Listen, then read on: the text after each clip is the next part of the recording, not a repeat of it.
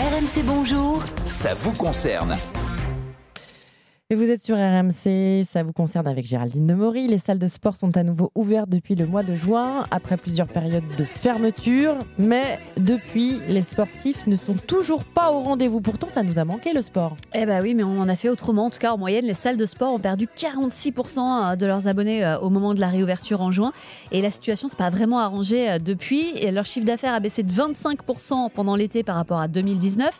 Alors, on pouvait dire que c'était pas vraiment une période propice au sport, que ça reprendrait à la rentrée. Mais non, encore 20% de chiffre d'affaires en moins sur septembre-octobre par rapport à l'avant-Covid. Globalement, les Français ont du mal à prendre des engagements dans la durée depuis l'arrivée du Covid.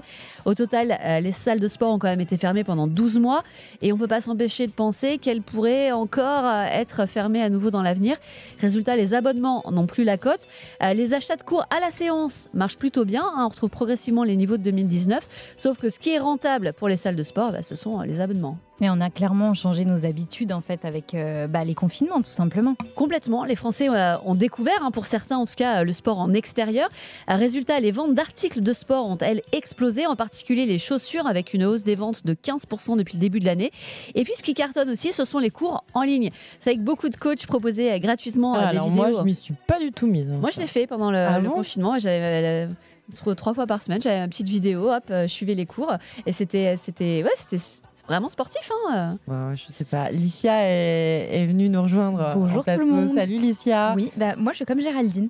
Pendant le confinement, je n'ai fait que ça. C'est vrai? Oui, sur YouTube, c'est. Mais ça marche, on oui. sent vraiment des effets. Oui, ouais. et le pire, c'est que c'est sans matériel, c'est-à-dire que tu ne mises pas un penny là-dessus. Ouais. Et au final, sur le long terme, ça moi j'avais des fonctionne. courbatures après. C'est vrai? Et justement, le fait qu'il n'y ait pas de matériel, c'est ça aussi qui faisait leur succès. Parce que alors il y avait pendant les confinements, mais il y en a beaucoup qui ont continué après.